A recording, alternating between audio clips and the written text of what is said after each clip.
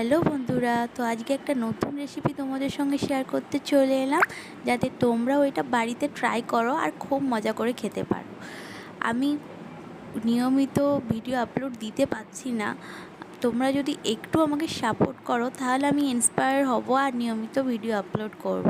তো যাই হোক, মূল রেসিপিতে চলে আসি। আমি আজকে তৈরি করব ডুমুরের চপ। তো তোমরা দেখতেই পেলে ডুমুরটা আমি সেদ্ধ করে নিয়েছিলাম। ফার্স্টে আমি ডুমুরটাকে একটু নুন আর একটু হলুদ দিয়ে আমি সেদ্ধ করেছি, আর নিয়েছি দুটো সেদ্ধ আলু।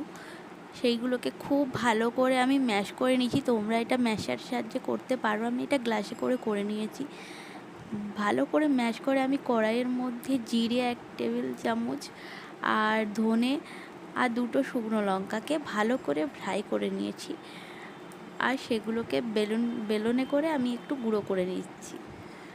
তো দেখতে পাচ্ছ আমি একটু ফাইন করে গুঁড়ো করিনি, একটু দরদরা করে গুঁড়ো করে নিয়েছি। এবার আমি ওই ডুমুরের ম্যাশ করা ডুমুরের মধ্যে নুন দেব, আন্দাজ মতো নুন, আর ওই গুঁড়ো করা মশলাটা আমি অ্যাড করব।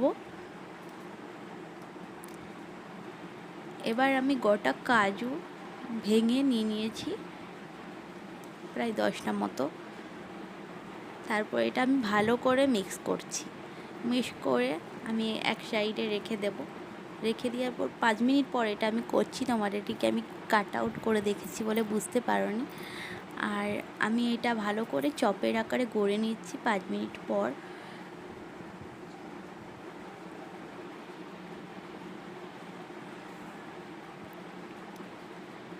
দেখো আমার সব চপগুলো তৈরি করা হয়ে গেছে। তোমরা যে কোনো শেপ দিতে পারো।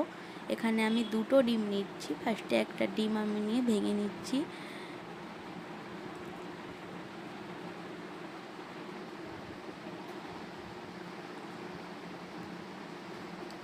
তারপরে একটা ডিম আমি ভেঙে নিচ্ছি, দুটো ডিম আমার লাগবে।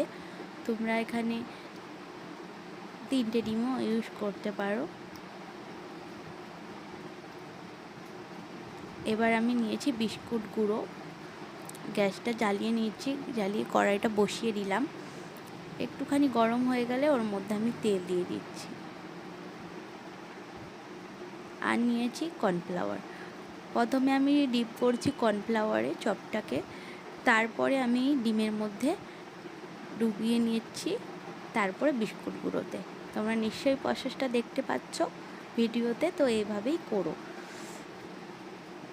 আর বিস্কুট গুঁড়ো কিন্তু ভালো করে আমরা কোট করে নেব, কারণ তেলটা না হলে ভেতরে ঢুকে যাবে, আর তখন আমাদের চপটা কিন্তু খেতে ভালো লাগবে না। আমি এইভাবে একটার পর একটা ভেজে নেব।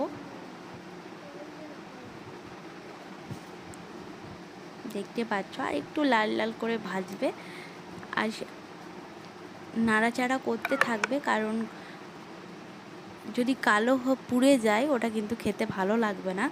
লাল লালই করতে হবে, বেশি ভাজলেও চলবে না, আবার কাঁচা কাঁচা থেকে গেলেও হবে না। তাই গ্যাসটা তোমরা মিডিয়াম, লো টু মিডিয়ামে রাখবে, রেখে ভাজবে। দেখো আমার সবগুলোই কিন্তু লাল লাল করে ভাজা হয়ে গেছে। সেরকমভাবে আমি কিছু ডেকোরেশন করিনি, জাস্ট খেয়ে দেখছি একটা, খুবই টেস্টি। তোমরা বাড়িতে বানাও আর কমেন্টে বলো আমাকে কেমন লাগলো। তো টাটা।